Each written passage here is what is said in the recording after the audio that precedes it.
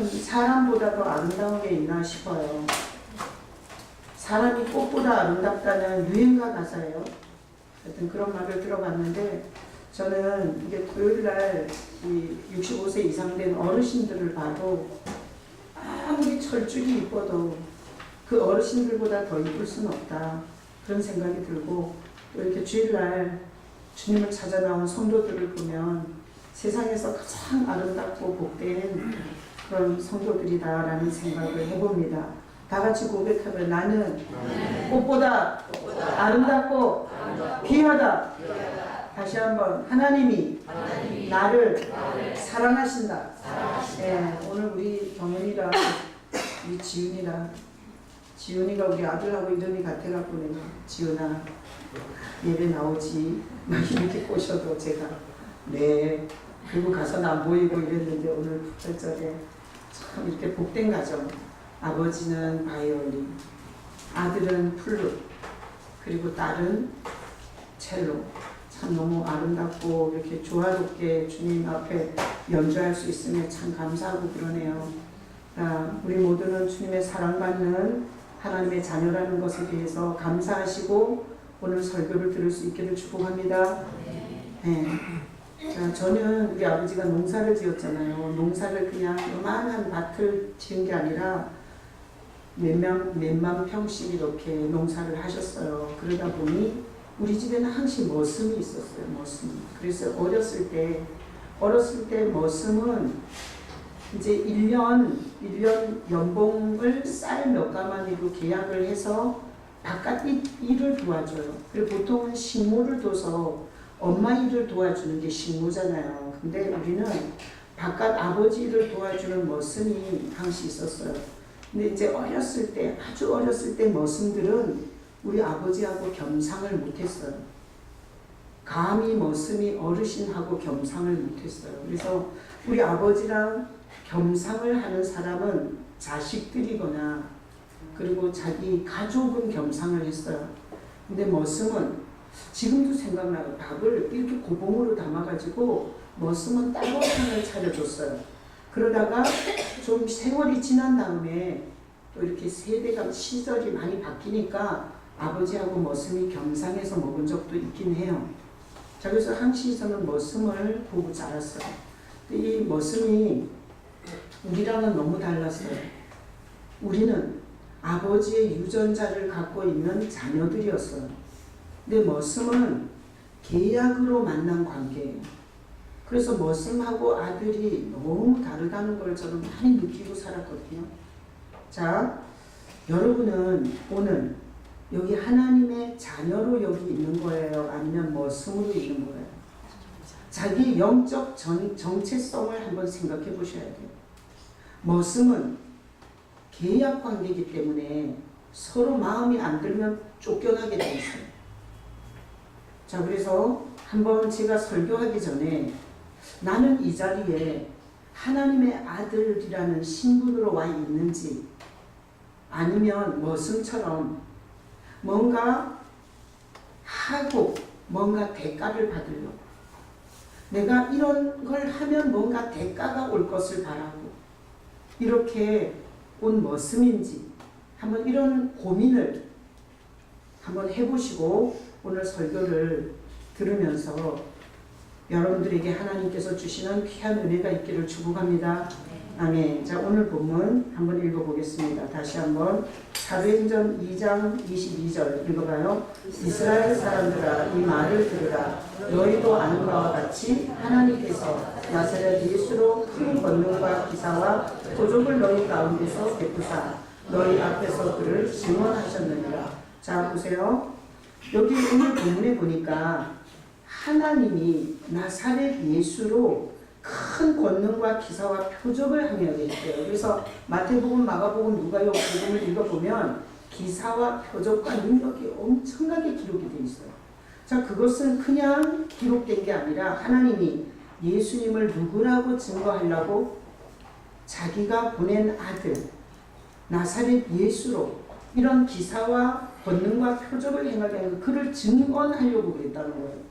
그래서 이 세상의 교주들은 이 세상의 교주들은 아주 현란하게 말씀을 풀어가지고 말장난질은 많이 하지만 이런 기사와 표적과 이적은 못해요.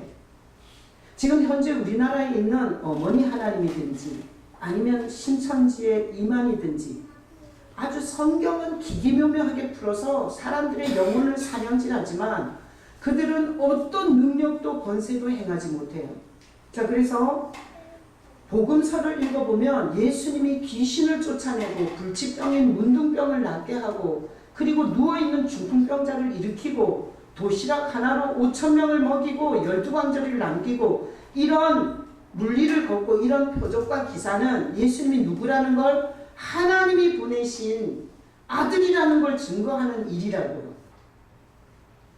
자, 23절에 읽어봐요. 그가 하나님께서 정하신 뜻과 미리 아신 대로 내준 바 되었거늘 너희가 법 없는 자들의 손을 빌려 못 박아 죽였으나, 자 거기다 박수 쳐요. 내준 바. 그 기적을 행하던 그 엄청난 능력과 표적을 행하던 예수가 내준 바 되어, 거기 내준 바 박수 치고 법 없는 자들의 손을 빌려. 이건 뭔가 하면 불법한 자, 의롭지 못한 자, 아주 세상에 죄로 쩌든 자들, 이런 자들이 죽여요. 그 하나님이 표적과 기사와 능력으로 증언했던 그분을. 그런데 힘이 있어서 죽였냐? 아니라, 지훈아, 그 뭐 블루스 이따 닦고. 나는 너가 온다 그래갖고 설레면서 설교 준비했는데 블루스를 열심히 닦고 있어. 그럼 이따 닦고. 지훈이가 지금 사냐 중류냐 이게 문제야 지금. 알았어? 자, 이렇게 표적과 기사와 능력으로 증언하던 예수가 너무나 불쌍하게 잡혀서 죽어요. 어디서? 십자가에서. 근데 여러분, 힘이 없어서 죽은 거예요? 하나님이 죽도록 내준 거예요? 하나님이 죽도록 내준 거예요. 그래서 거기 내준 바에다가 박수 쳐야 돼요. 그때 당시에 예수를 잡아서 십자가에 못 박으면서 그들은 자기네 힘이 센 줄 알았어요. 자기네가 똑똑해서 그 이단 괴수를 죽이는 줄 알았어요. 근데 성경은 정확하게 기록해요. 그들이 예수를 잡아서 죽일 수 있었던 건 하나님이 내줬기 때문이죠. 난 여러분의 성경에 내준 바, 박수 치시기를 축복합니다. 내준 바 되어서 어떻게 했어요? 죽였어요. 거기다 박수 쳐요. 어떻게 죽였어요? 못 박아 죽였어요. 24절 읽어보겠습니다. 하나님께서 그를 사망의 고통에서 또 살리셨으니 이는 그가 사망에 매여 있을 수 없었습니다. 그래서 이렇게 크게 보면 이렇게 돼요. 자, 보세요. 하나님이 예수를 보냈어요. 그리고 온갖 표적과 기사를 나타내게 해서 그를 증언했어요. 그러다가 어떤 때가 되니까 갑자기 내줬어요.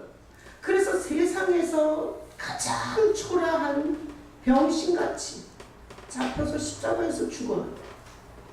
근데 그건 하나님이 내줘서 그렇다는 거야. 그런데 하나님이 거기서 죽은 예수를 오늘 24절에 보니 사망의 고통에서 풀어 살리셨다는 거야. 자, 거기다 박수 쳐요. 사망의 고통에서 풀어 살리셨으니, 거기다 박수 치고 하나님께서 이 모든 일을 다 하셨어요. 자, 그러면 우리가 생각할 때 뭐하러 이렇게 생쇼를 하냐? 왜 성경에는 이렇게 생쇼를 하냐? 그냥 꼭 이래야만 되나? 자기 아들을 증언하다가 그거를 내줘서 인간들, 불법한 인간들에게 죽게 하시고 그리고 나서 다시 살리시고 왜 이런 생쇼를 하냐?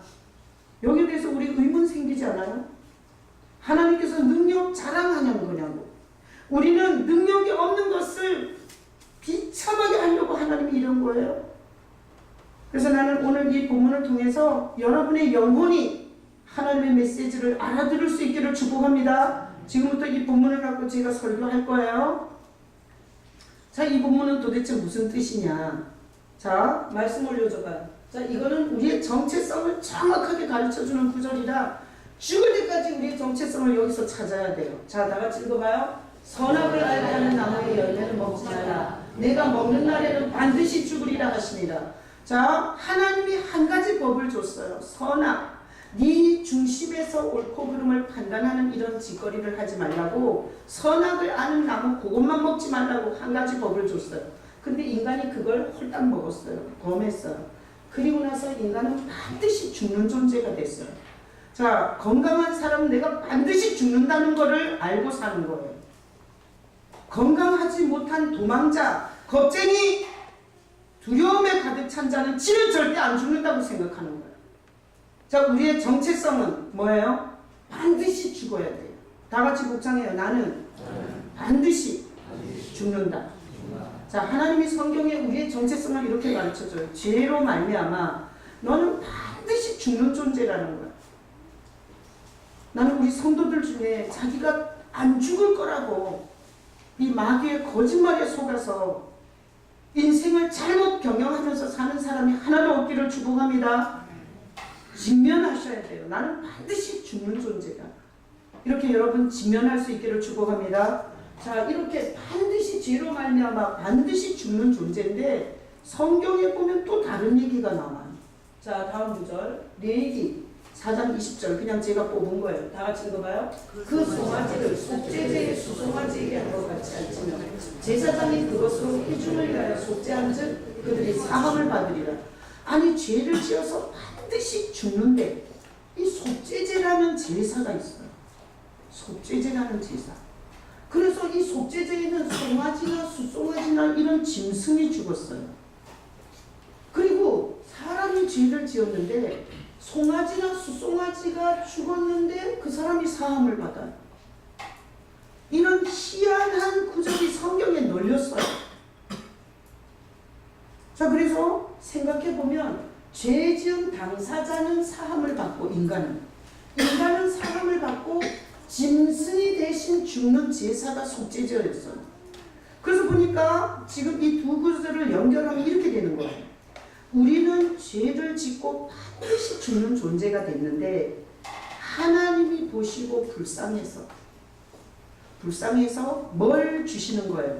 속죄제라는 제사를 준 거예요. 그래서 죄 지은 인간 대신 송아지나 수송아지로 제사를 지내면 요게 하나님이 그 죄를 용서해 주는 법이 있었어요.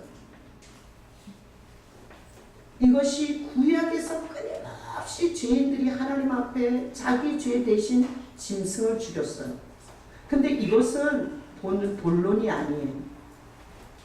이렇게 수송아지와 송아지가 죽던 이 제사가 하나님의 아들이 와서 죽는 걸로 주님께서 보여주신 게 십자가 사건이에요.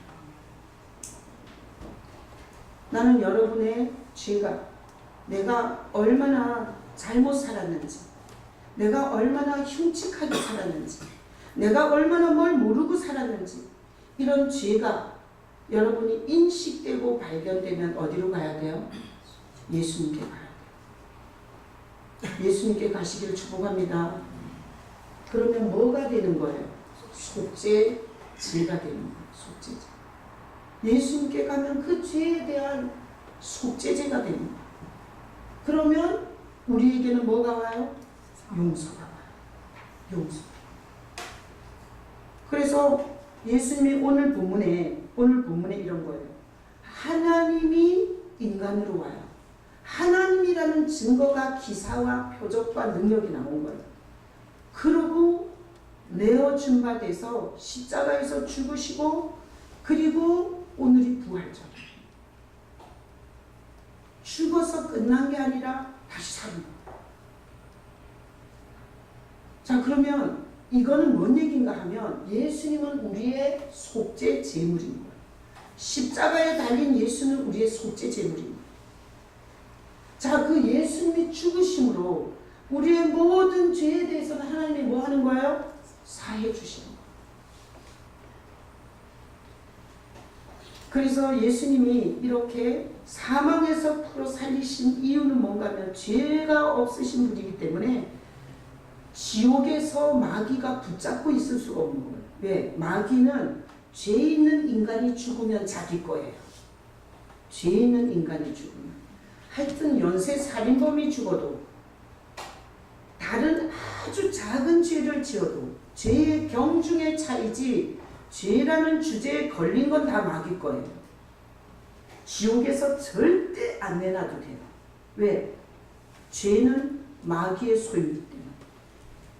그런데 예수님께서 죄가 없는 상태로 이 제물이 되는 바람에, 이 속죄의 제물이 되는 바람에 죄가 보인 인간이 그 제물 앞에, 그 예수님 앞에 가서 자기가 어떤 죄를 지었고 어떤 죄인인지를 고백하면 속죄제가 되어버리는 거예요.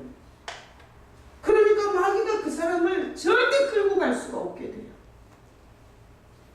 이렇게 예수님이 이 땅에 이런 엄청난 영적 이 일을 행하러 왔는데, 그때 당시에 장녀나 세리나 이런 사람은 예수님 앞으로 가서 이 속죄제로 사함을 받는, 죄인이 용서를 받는 은혜를 받아요.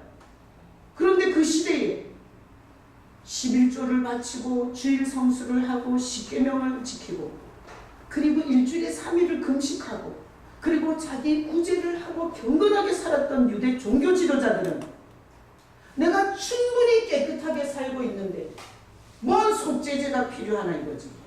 그래서 예수님을 가지도 않았고 예수님을 부르지도 않았고 예수님을 죽이는데 앞장섰어요.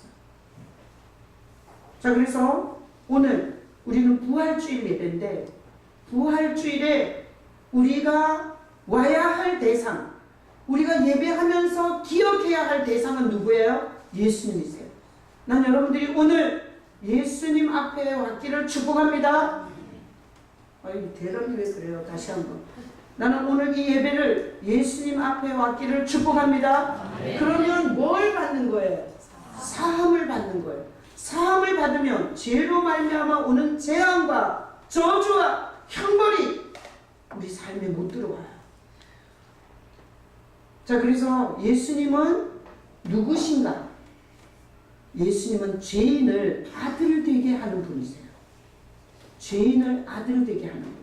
그래서 여기서 예수님을 모르고 신앙생활을 하면 머슴이에요.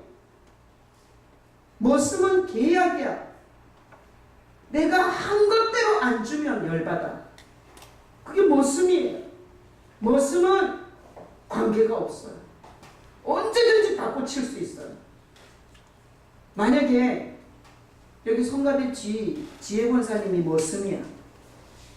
그래서 자기가 지휘를 열심히 하면 하나님을 줄 알고, 우리 집 머슴이 자기가 열심히 일하면 세경이라는 걸 받잖아. 그래서 지혜 권사님이 지휘를 하면서 자기가 이렇게 지휘를 하면 하나님이 나한테 뭔가 줄 걸로 생각하고 그렇게 머슴으로 봉사를 하잖아요. 그러면 신부는 머슴이지 아들이 아니에요. 자, 아들은 지혜 권사님이 똑같이 지휘를 하는데 아들이 되려면 지혜 안에 누구 있어야 돼요? 예수님이 있어요. 예수님이 있는 지휘자는 아들 지휘자. 예수님이 있는 식당 봉사자는 아들 식당 봉사자. 예수님이 있는 청소하는 자는 아들 청소.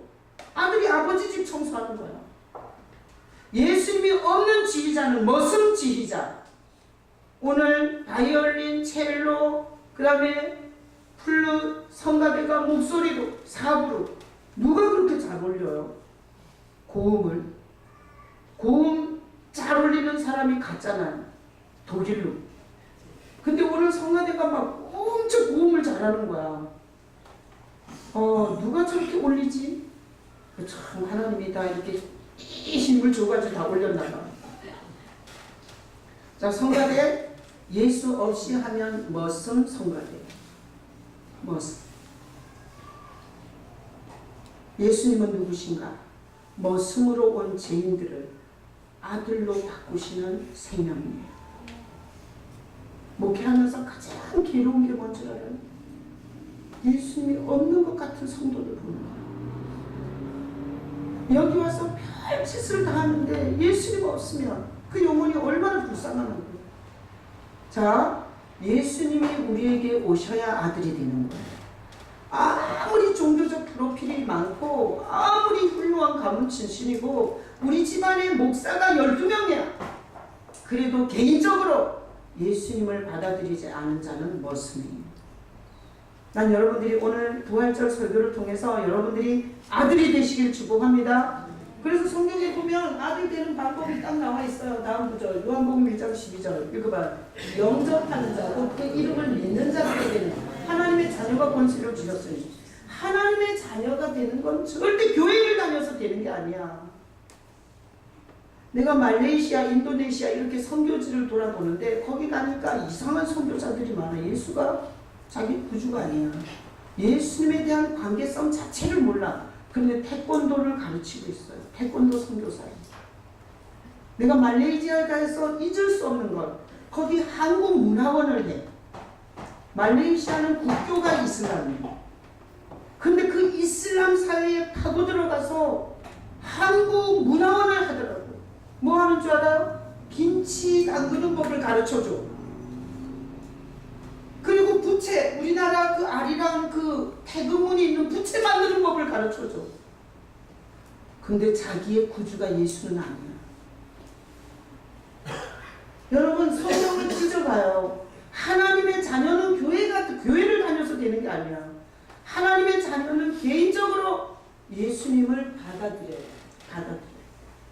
교회 안에 너무 모습이 많아. 모습이.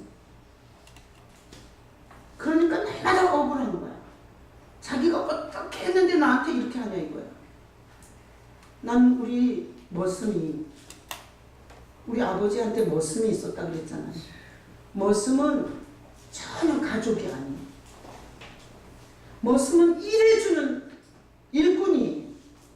이 머슴이 어느 해 술을 잔뜩 먹고 우리 아버지 찾아왔어. 아버지, 드릴 말씀이 있습니다. 그러니까 아버지가 또 쫄아가지고 술 먹고 또 난동 부릴까봐 그래 뭔가 말하게. 그랬더니 머슴이 이러는 거야. 내가 일한 거에 비해서 너무 대가를 적게 주십니다. 내가 아침부터 저녁까지 열심히 일했는데 너무 적게 주십니다. 근데 우리 아버지는 동네에 있는 일꾼들보다 훨씬 항시 더 줬어요. 내가 어렸을 때부터 우리 아버지를 존경하는 이유. 절대 인색하지 않았어요. 근데 이놈이 더 받아가려고 그렇게 행패를 부리는 거야. 내가 일하는 거 비해서 너무 적게 줍니다. 억울합니다. 그래서 우리 아버지가 어떻게 한 줄 알아요? 여러분 퀴즈 어떻게 했겠어요? 잘랐어요. 그 해만 딱 하고 쫓아냈어요. 여러분 머슴이 얼마나 불쌍한 신생인지 아시겠죠? 난 여러분들이 하나님의 교회에서 머슴살이 하지 마시기를 축복합니다. 자, 머슴에서 아들이 되는 건 쉬워요, 어려워요? 쉬워요, 어려워요? 쉬워요. 아니 왜 머슴의 자리에서 그렇게 버티고 있어? 이렇게 쉬운데 뭐 하면 돼요? 아니 영접하면 돼. 영접하면. 아니 어떤 인간들은 꼭 이런 설교를 하면 이래요. 입을 대빨 내밀어. 그러니까 오늘은 나 들으라고 부른 거 같아. 나는 머슴 같아. 아니 무슨 설교를 그렇게 잘못 듣냐고. 나도 처음 올 땐 머슴으로 왔어요. 내가 뭘 열심히 하면 뭘 주는 하나님으로 왔어요. 그건 머슴이에요. 근데 어느 순간 이분이 오셨어요. 예수님이 내 안에 와서 아들이 된 거예요. 그러니까 오늘 설교를 들으면서 쭉 머슴살이 하지 말고 오늘 부활절 설교를 통해서 누가 오셔야 돼요? 예수님 오셔야 돼요. 아니 머슴에서 아들 되는 거 쉬워 이러면 돼. 주님 나는 죄인입니다. 하나님이 보낸 아들 되게 하는 생명 예수님이 나한테 와주세요. 목사님 얘기 들어보니 머슴은 항상 일하고 그 일 대가만을 더 받으려고 따지고 그리고 억울하다고 한다는데 주님 그러고 주인이 확 잘리니까 그 다음에는 갈 데가 없었어. 주님 나 그런 처량한 신세 되고 싶지 않습니다. 예수님 나에게 와주세요. 여러분 이 설교를 들으면서 여러분이 스스로 아들이 되는 법을 지금 말하고 있는데 머슴이라고 씹고 입 내밀고 삐지고 그러지 말고 예수님을 마음을 열고 지금까지 건물의 출석만 했습니다. 종교적 집만 했습니다. 나는 그게 믿는 거라고 생각했습니다. 주님 부활절 설교를 통해서 하나님의 자녀가 되는 법은 영적인데 예수님 내 마음에 와주세요. 이런 모든 여러분이 되시길 축복합니다. 그래서 우리는 이렇게 생각하는 거야. 영접해야 하나님의 자녀가 된다는 구절을 신경 쓰지 않고 장로가 되면 뭐가 되는 줄 알아. 목사가 되면 뭐가 되는 줄 알아. 안수집사나 권사가 되면 뭐가 되는 줄 알아. 아니에요. 예수님을 영접하면 최고 좋은 거 목사가 아니고 안수집사가 아니고 권사가 아니고 하나님 우주 만물의 아버지의 자녀가 된다고. 그런 직분은 안 돼도 돼. 아니 그런 직분이 뭐 그렇게 중요하냐고. 자, 예수님을 영접하는 여러분 되시길 축복합니다. 다음 구절 봐요. 자, 요한복음 14장 6절 읽어봐요. 예수께서 이르시되 내가 곧 길이요 진리요 생명이니 나로 말미암지 않고는 아버지께로 올 자가 없느니라. 우리는 지금 어딘가로 가고 있어요. 지옥으로 가야 되겠어요? 우리를 사랑해서 만드신 아버지께로 가야 돼요. 그거는 아침에 출근했다가 집으로 돌아가는 거하고 똑같아요. 안 그래요? 우리를 만드신 아버지께로 가야지. 그래야 이 여정이 길을 잃지 않는다고. 근데 아버지께로 가는 길은 예수밖에 없어요. 난 여러분이 예수님 때문에 예배를 오시고 예수님 때문에 찬양하고 예수님 붙잡고 눈물이든 애로움이든 고통이든 여러분이 풀어나갈 수 있기를 축복합니다. 그래서 너무 속상한 일이 있어. 그러면 예수가 더 많이 알게 돼요. 남다른 고통이 있습니다. 왜? 그 문제로 말미암아 하나님 아버지와 연결되는 길 대신 예수를 만날 수 있으니까. 자, 진리, 다른 건 없다는 거예요. 진리라는 건 뭔가 하면 두 개 있는 건 진리가 아니에요. 딱 이거 하나밖에 없어야 진리예요. 자, 이 세상에 하나님에게 자녀가 되는 예수 말고 하나님의 자녀가 되는 길은 있어요, 없어요? 없습니다. 자, 아브라함의 후손 유대인으로 태어나면 하나님의 자녀예요? 아니에요.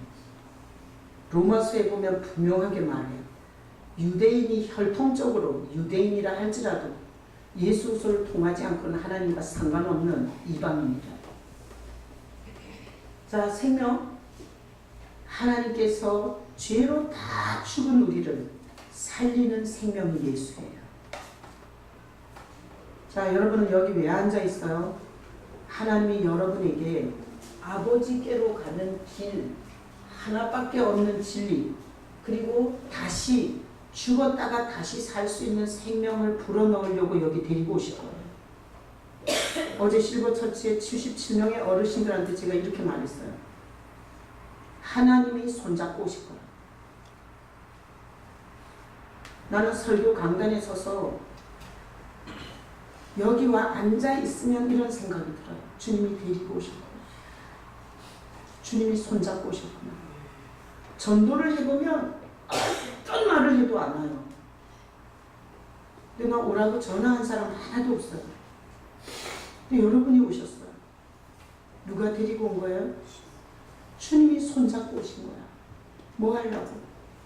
가장 중요한 거 주고 싶어서. 가장 중요한 거. 한번 보세요. 세상에 하나님의 자녀가 되는 유일한 방법인 예수를 모르고 종교 짓을 하는 사람들이 얼마나 많냐고요. 얼마나. 교회도 뭘 전하는지, 뭘 소개해야 되는지, 왜 여기에 사람들이 있어야 되는지 모르고 그냥 프로그램 돌리고 막 공연하고 사람들 끌어모아서 계속 사람들 비유 맞춰서 무슨 행사를 엄청나게 했죠. 그러면 그 교회가 좋은 줄 알아. 근데 여러분 정확하게 보세요. 여러분이 아버지께로 돌아갈 수 있는 길, 예수님. 아버지가 하나밖에 주지 않는 그 길, 예수님. 아버지가 죽어도 다시 살릴 수 있는 생명인 예수님. 그 예수님을 여러분에게 주고 싶어서 오늘 여기 데리고 온 거예요. 그래서 하나님은 법대로 하세요. 법대로. 하나님은 예수 생명 있으면 살리고, 아무리 목사 아니라 목사 할아버지 우리나라 총회장이라 할지라도 예수 없는 건 하나님이 데려갈 수도 없고 살릴 수도 없어요. 자, 그러니 고민하셔야 돼요. 내 안에 예수님이 있나? 나는 여러분이 스스로 고민할 수 있기를 축복합니다. 이건 내가 고민을 대신해 줬더니 아주 귀한 줄 몰라. 그래서 이제 고민 안 하기로 했어요. 여러분이 스스로 고민하세요. 내 안에 예수 있나? 만약에 내 안에 예수 없다면 머슴살이 하다가 억울함과 원통함으로 쫓겨나요. 성경에 보면 슬피 울며 이를 갈면서 바깥에 쫓겨나는 얘기가 있어요, 없어요? 있어요. 자기는 엄청 많이 한 것 같아. 근데 세경을 조금 주는 것 같아. 이게 머슴의 신이에요. 자, 그래서 오늘 이 본문은 누가 설교한 거예요? 베드로가 설교한 거예요. 베드로는 어부였어요. 예수님을 3년을 쫓아다녔어요. 그리고 예수님이 잡혀가지고 정말 거지처럼 병신처럼 막 끌려다니면서 신문을 받는 거 보고 베드로가 나는 그를 모른다고 3번을 저주하며 부인했어요. 내가 왜 저 병신 같은 저 예수를 따라다녔던 거고 내가 헛짓거리 한 거라는 생각이 순간 들었어요. 그래서 저주하면서 그를 나는 본 적도 없고 알지도 못한다고 부인했어요. 그랬는데 살아나신 예수님이 베드로를 만나러 왔어요. 그리고 3번을 물어봤어요. 네가 나를 사랑하냐? 베드로는 그 3번의 질문이 자기가 3번 부인한 걸 회복하시는 예수님의 사랑으로 느껴졌어요. 분명히 실수했고 분명히 잘못했는데 저주하면서 모른다고 했는데 자기를 다시 찾아와준 그 주님 앞에 모든 것을 아시오며 내가 주를 사랑하는 줄 주께서 아시나이다. 그렇게 고백했어요. 그리고 나서 성령 받았어요. 성령이 확 임하니까 구약에서부터 쫙 꿰뚫어지는 거야. 그렇게 많은 짐승이 죽은 게 이분 죽을 것을 모형으로 보여준 거구나. 반드시 죽는 죄인을 속죄제를 통해서 살려주시고 사해주신다는 게 이분이 그래서 그렇게 죽은 거였구나. 그래서 베드로가 오늘 이렇게 설교하는 거예요. 하나님이 기사와 능력과 표적으로 증언하신 그분이 내어준 바 되어서 불법하던 환자들의 속에서 죽임을 당하였으나 하나님이 죄 없는 예수님을 다시 살리셨다. 그래서 예수님이 온 사람은 살아요, 죽어요? 살아요. 난 우리 아버지가 농사 지으면서 참 내가 목회하고 나서 우리 아버지가 농사 지은 게 그저 지은 게 아니에요. 나를 농사꾼의 딸로 태어나게 하신 이유가 있는 것 같아요. 설교를 써먹으라고. 인생에는 하나도 거저가 그냥 없어요. 우리 아버지가 어느 해 대병으로 술을 마셨어. 대병으로. 근데 이게 무를 한 10,000 평을 심었어요. 그런데 이놈의 종묘상에서 씨를 팔았는데 썩은 씨가 잔뜩 들은 무씨를 준 거예요. 그래가지고 아버지가 10,000 평의 농사를 지었는데 1m씩 가서 무 하나씩 나오는 거예요. 그러니까 아버지가 너무너무 속이 상해갖고 술을 안 드시는 분이 대병으로 마셨어요. 대병으로. 내가 어렸을 때 그게 생각이 나요. 나는 목회하면서 그 장면이 자꾸 생각이 나요. 제가 이렇게 눈물 흘리며 날 찾아온 예수님을 소개하고 그 예수님 붙잡고 살으라고 이렇게 소개하고 있는데 개야 짖어라 기차는 달린다 그러고 내 말을 귀뚱으로도 안 듣고 예수님을 받아들이는 일에 핵심적 신앙을 두지 않으면 나는 언젠가는 주님 앞에서 썩은 씨를 봐야 되는 거야. 썩은 씨. 다시 싹을 피우지 못하는 부활하지 못하는 성도를 봐야 돼요. 그게 얼마나 제 고통일지 생각이 되세요? 지금 사람을 꼬셔다가 끌어다가 여기다 앉혀놓는 게 중요합니다. 썩은 씨로 영원히 지옥 가냐? 예수님이 오셔서 싹을 피우는 부활을 하냐의 전쟁이에요. 내가 이렇게 교회에다가 헌금하시고 식당에서 봉사하시고 청소하시고 교사도 하시고 성가대도 하시고 제가 외로울 때 위로해 주시고 이런 성도들이 죽었는데 못 일어나는 거야. 하나님 나라에서 없는 거야. 제가 얼마나 마음이 아픈지 아시겠어요? 그러니까 고민하시라고요. 내가 머슴인지 아들인지. 머슴으로 교회 다녀가 열망받아. 응? 자, 교회 안에는 두 종류가 섞여 있어요. 머슴, 수고한 것만큼 빼내려고 그런 영성을 갖고 자기는 많이 했는데 조금밖에 안 주는 하나님을 계속 원망질하고 불평하고 그런 머슴의 영을 가진 사람들이 있어요. 오늘 이 설교는 왜 해요? 그런 사람에게 한 번의 기회를 더 주는 거예요. 한 번의 기회를. 매주 기회를 주는 거지만 하나님께서 이 부활주일에 네가 언제까지 머슴의 영으로 살래? 어렵냐? 네가 이 교회에서 십몇 년을 들었잖냐? 예수님이 네 안에 있어야 한다는 이 불변하는 진리를. 그러니까 여러분 오늘 하나님이 사랑하셔서 여러분을 아들 삼고 싶으신 거예요. 겸상도 못하고 천국을 유업으로 줄 수도 없어요. 머슴들한테. 난 지금도 생각해보면 머슴은 일만 하고 쫓겨났어요. 아들은 그냥 별로 한 것도 없이 책가방 메고 학교 왔다 갔다 하다가 아버지 재산 상속받았어요. 가까운 환경에서 일어난 일들을 통해서 영적 원리를 깨닫게 하세요. 내가 오늘 부활주일인데 경민이랑 장로님이랑 셋이 아침을 차려놓고 먹으면서 텔레비전을 틀었어요. 근데 거기서 위대한 자연인가 뭔가가 나왔어요. 갯벌이 나왔어. 근데 그 갯벌에 갈매기가 앉아 있었어요. 갯벌에. 근데 새끼를 4마리를 갖고 있는 거예요. 4마리를 새끼를 돌보고 있었어요. 갈매기가. 그런데 하늘에 갑자기 소리가 나더니 갈매기들이 다 날아올랐어요. 왜? 매가 나타난 거야. 매가. 그러니까 갯벌에 앉아서 지렁이도 파먹고 그리고 뭐 개도 잡아먹고 하던 갈매기들이 쫙 날아서 하늘로 올라갔어요. 그런데 새끼 4마리를 가지고 있는 갈매기는 날았겠어요? 못 날았겠어요? 못 날아. 새끼를 두고 어떻게 날아요?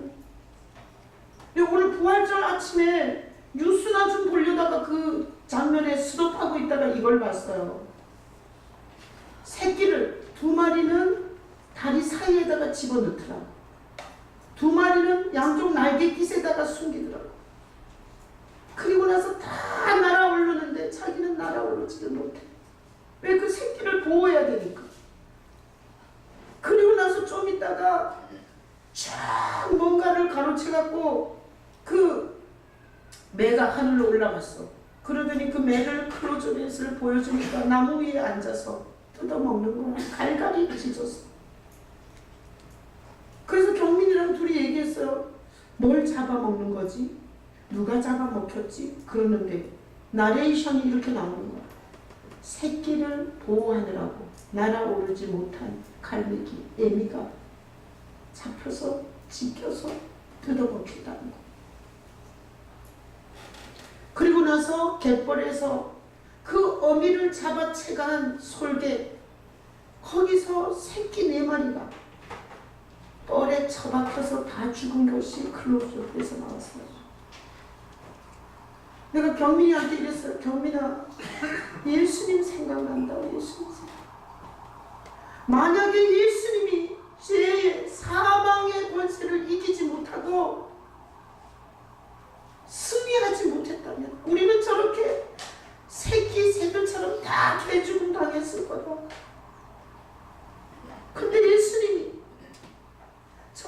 갈매기 애비처럼 무능하게 갈갈이 찢겨서 죽어서 끝난 게 아니라 예수님은 사망 권세를 이기고 살아나셔서 우리를 그 품에 품어주시니 이 죄성을 가지고 죄악 세상에서 죄의 형벌과 저주를 예수 이름으로 쫓아내고 하나님의 보호 아래서 살다가 아버지 집에 갈 수 있잖아요. 근데 내가 느끼기에는 경민이는 이 심오한 얘기를 못 알아듣는 것 같았어요. 여러분 알아들으세요? 왜 부활절 설교를 앞두고 하필 그 장면을 보게 하셨을까? 잊을 수가 없어. 잊을 수.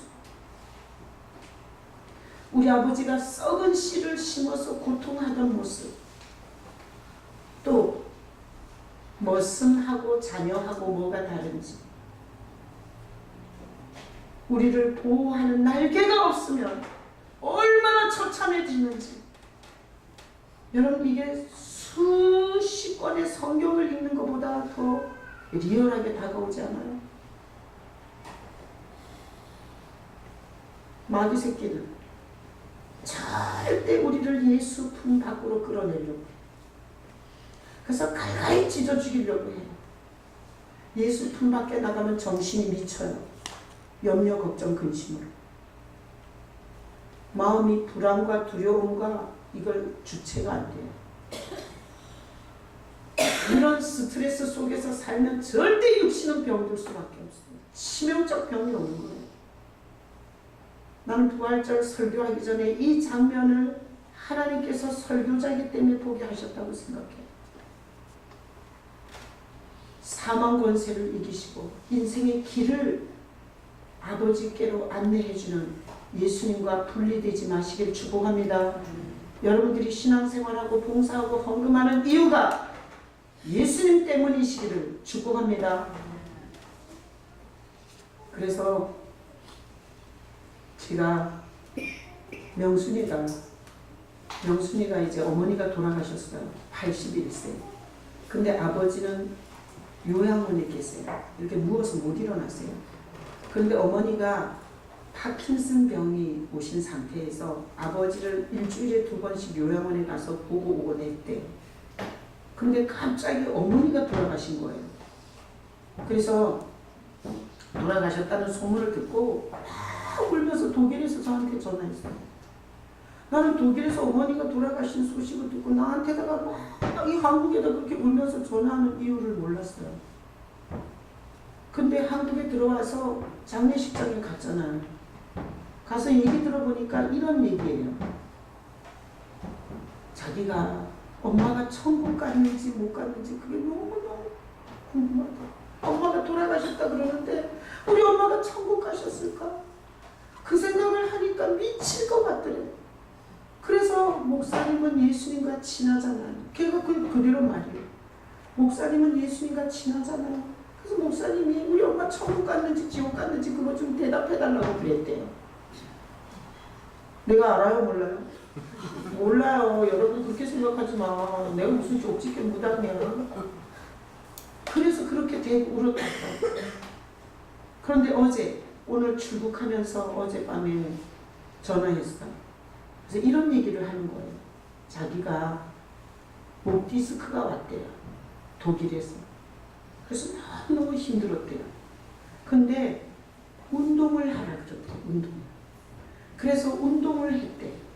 그리고 사우나도 하고. 그래서 의사가 2가지를 추천했는데 운동을 하고 사우나를 했더니 몸이 굉장히 좋아지더래요. 그래서 자기 엄마한테 엄마 운동해라. 운동. 그리고 사우나를 해. 그러니까 몸이 엄청 좋아져. 그거 엄마한테 맨날 전화해서 그런 거야. 엄마 운동을 해. 사우나를 해. 계속 이 얘기를 했대. 근데 어머니가 목욕탕에서 빠져서 돌아가신 거야. 목욕탕물에. 그 집에 욕조에다가 집에서 돌아가신 걸 발견했는데 목욕탕 욕조 안에서 돌아가신 게 발견된 거야. 그래서 국립과학수사대에서 왔대요. 사인을 밝혀보니 폐에 물이 하나도 안 들어갔더랍니다. 그러니까 물에 빠져 죽은 거예요? 다른 원인이에요? 다른 원인. 그래서 심정지로 판단할게요. 그러니까 이런 거야. 심정지가 일어난 상태에서 목욕탕 물에 들어간 거죠. 먼저 돌아가시고 목욕탕 물에 빠지신 거예요. 어제 출국하면서 나한테 이래요. 막 울면서. 목사님, 내가 엄마한테 운동하라고, 운동. 사우나. 내가 엄마한테 그 말을 해서 엄마가 사우나 운동. 그러다가 목욕탕에서 돌아가는 사람이 그 생각이 들어서 자기가 너무너무 가슴이 아프다.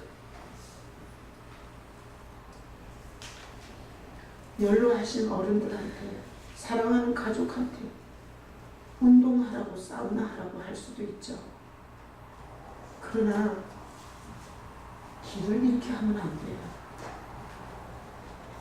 우리 인생을 아버지 집으로 인도해줄 유일한 분은 예수밖에 없어요. 그러니까 명순이가 괴로운 거야.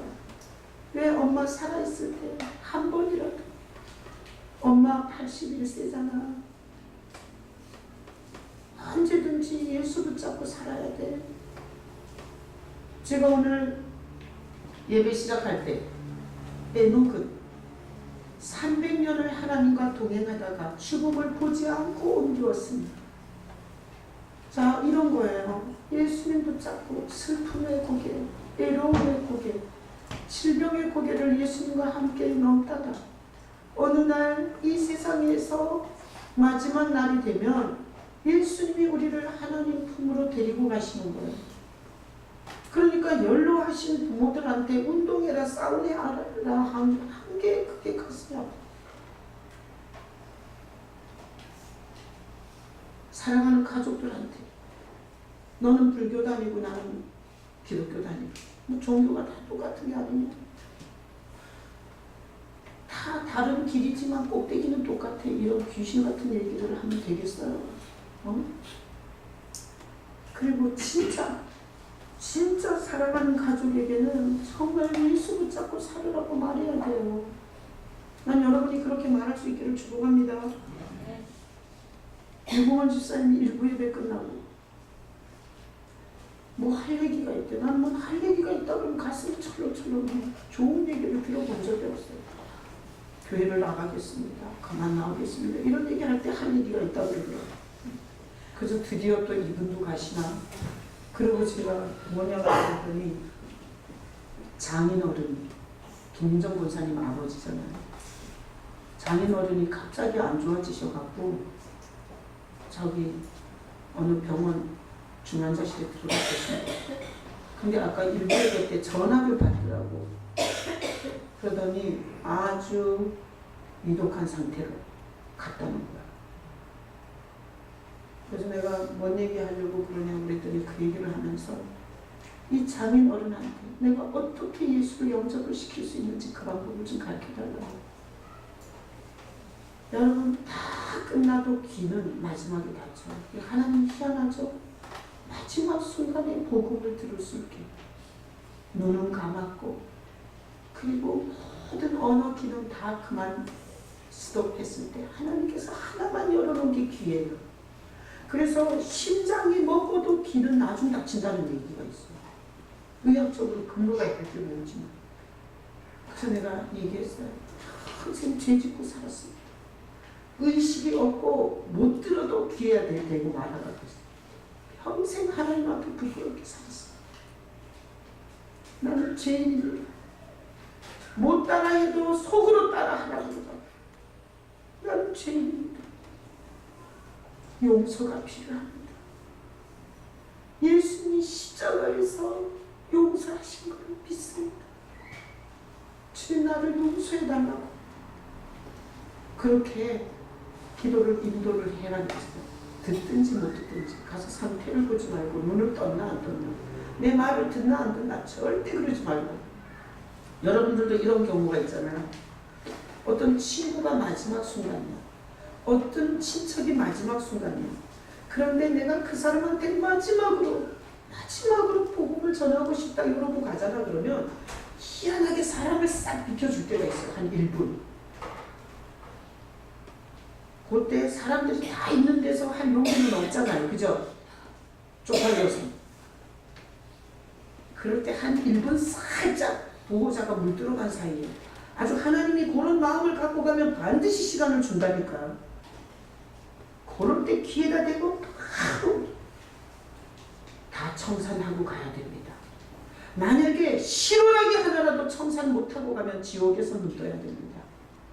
하나님께서 다 청산할 수 있는 용서의 방법으로 예수님을 주셨습니다. 예수님을 영접하면 됩니다. 그럼 천국 갈 수 있습니다. 이렇게 기도하면 됩니다. 그냥 그 기회다 대고 막 하는 거예요. 평생 죄 짓고 살았습니다. 하나님 앞에 진지하지 못했습니다. 내가 듣기는 했지만 심각하게 생각한 적도 없습니다. 지옥에 가서 내 죄를 직접 갖고 싶지 않습니다. 하나님의 용서를 받아들입니다. 하나님의 용서를 받아들입니다. 예수님 내 마음에 와주세요. 난 우리 아버지도 말을 못하셨어요. 의식은 있으셨지만 내가 아버지 익순이가 오면 예배를 드려드릴게요. 그랬더니 우리 아버지가 죽어가면서 그러라고. 그래서 익순이 우리 장남 목사 개가 올 때를 기다리는데 그렇게 문을 쳐다보니까 빨리 당신은 급한 거 알지? 빨리 안 오냐 이거지. 잠을 못 주무시는 거야. 그래서 내가 말했어요. 지금 저기 장평까지 왔으니까 아버지 한숨 붙이세요. 내가 오면 깨워드릴게요. 그러니까 주무시더라. 그렇게 영혼이 허덕이는 걸 봤어요. 돈도 벌었죠. 명예도 가졌죠. 재산도 많았죠. 영혼이 얼마나 급해지는지 모르겠다. 난 잊을 수가 없어. 그래서 돈 가진 건 그렇게 부럽지 않아요. 하나님이 우리를 죽이려면 예수를 가리면 돼요. 별짓을 다 하게 하고 예수만 가리면 바로 죽을 수 있어요. 그래서 여러분 부활주일인데 앞으로 신앙생활을 어떻게 해야 되냐. 끊임없이 예수님을 내 안에 와달라고 하셔야 돼요. 하여튼 낮이고 밤이고 아침이고 저녁이고 그렇게 사세요. 그러면 주님이 언제 호령에 오실지 우리는 몰라. 나도 몰라. 자, 다음 구절 한번 봐. 로마서 8장 1절이에요. 그러므로 이제 그리스도 예수 안에 있는 자들은 결코 정죄함이 없는 어디 예수 안에 있으면 하나님이 정죄를 안 한다는 거예요. 생명의 성령이 죄와 사망의 법에서 해방한대. 그래서 예수님이 우리 죄를 씻어주면 누가 오나 하면 성령이 와요. 예수 없는 성령 운동은 다 귀신 장난이에요. 능력, 은사, 예언 이런 쪽으로 예수 없이. 자, 성령이 우리를 다스리기 시작해요. 그러면 다음 구절. 육신으로 연약해서 할 수 없는 것을 성령이 행하게 해줘요. 그래서 육신으로는 새벽 예배 절대 못해. 근데 성령이 감동하시면 할 수 있어요. 육신으로는 11조 절대 못해. 아까워서. 근데 성령이 감동하시면 할 수 있어요. 참, 육신이 연약하여 할 수 없는 건 영이 해요. 그래서 모든 하나님의 아주 놀라운 일을 성령과 함께 해나가는 거예요. 다음 구절. 거짓 산조대를 상가라. 양의 옷을 입고 너희에게 나오라. 속에는 노략질하는 이기라. 그들의 열매로 그들을 알지니 가시나무에서 포도를 또는 엉겅퀴에서 무화과를 따르니. 자 보세요. 양의 옷을 입고 있는데 노략질하는 일이라는 건 뭔가 하면 예수가 없는 거예요. 교회 안에는 양의 옷을 입고 노략질하는 이리로 있을 수 있어요. 실체는 양이 아니에요. 양은 예수님이 구주가 돼야 양이에요. 그래서 노략질하는 일이 뭘로 아냐? 열매로 알아요. 절대 이리가 예수 같은 걸 내놓지 못해요. 절대로 엉겅퀴가 무화과를 내놓을 수 없듯이 빈탕은 빈탕은 절대 예수 같은 걸 내놓을 수가 없어요. 그래서 우리는 어떻게 해야 되냐? 고민해야 돼요. 누가 내 고민 해줘요? 안 해줘요? 안 해줘요. 나도 여러분을 위해서 고민 안 해요. 왜? 이건 하나님의 영역이기 때문에. 하나님의 영역. 하나님이 아들의 영을 주면 아들이 돼요. 이건 내 영역이 아니에요. 나는 성도들을 다 사랑해요. 모든 성도가 하나님의 아들이었으면 좋겠어요. 그래서 하나님의 나라 유업, 하나님 아버지 집도 상속받고 이 세상을 살면서 아들의 신분으로 그렇게 하나님의 평안한 영광을 받았으면 좋겠어요. 그거는 목회자의 소망이고 아들이 되고 안 되고는 하나님의 영역이에요. 그래서 우리는 이렇게 해야 돼요. 하나님을 만홀히 여기면 안 돼요. 천부의 의지 없어서 손들고 옵니다. 주 나를 외면하면 내가 어디 가겠습니까? 겸허함으로 예배해야 돼요. 정말 두렵고 떨림으로 주님을 섬겨야 돼요. 머슴을 아들로 바꾸는 건 긍휼히 여겨야 돼요. 불쌍히 여겨야 돼요. 하나님이 불쌍히 여기면 머슴을 아들로 바꾸죠. 그래서 외식적 예배하고 그리고 자기 한 것을 거꾸로 생각하면서 머슴이 우리 아버지한테 와서 따지듯이 그래야 원통해요 이러지 마세요. 그래서 머슴과 아들의 차이는 이래요. 아들은 아버지 밭이니까 그냥 가서 매는 거예요. 우리는 아버지 밭에 가서 여름에 많이 맸어요. 그리고 돈 한 푼도 못 받았어요. 그냥 아버지니까 그래요. 머슴은 만약에 대가가 안 오잖아요. 그러면 칼 들고 술 먹고 와요. 이 실체는 얼마나 정확한지 몰라요. 그것을 결정하는 건 여러분이 개인적으로 하셔요. 난 지훈이가 우리 아들하고 똑같아서 지훈이 사랑하지. 지훈이가 하나님 아들 되면 얼마나 좋겠어. 경훈이도 저렇게 첼로도 잘하고 이쁘고 잘생기고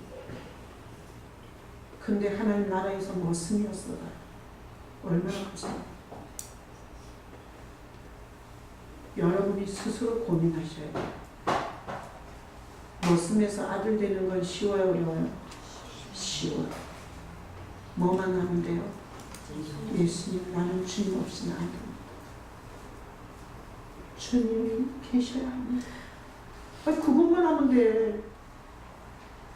내가 교도소에 가서 청암교도소에서 살인, 여러분 죄 이렇게 짓고 오셨죠? 살인, 사기, 그 다음에 음주운전해서 사람 죽이고 많이 오지. 그 다음에 또 자기 새끼 목졸라 죽이고 온 사람.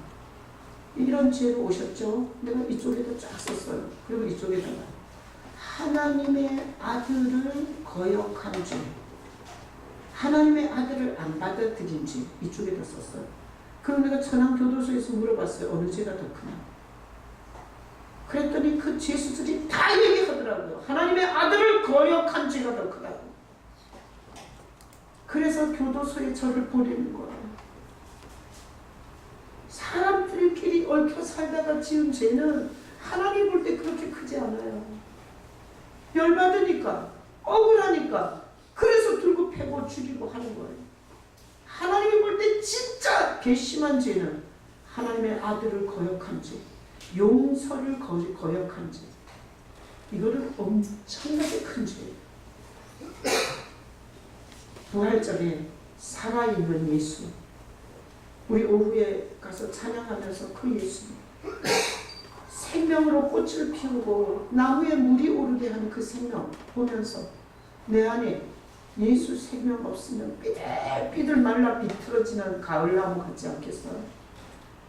사랑하는 성도들이 예수님께 끝없이 집착하고 예수님과 에녹처럼 동행하기를 원하는 여러분 되시길 예수님의 이름으로 축복합니다. 아멘. 자, 성찬 예배는 얼마나 특별한 의미인지 몰라요.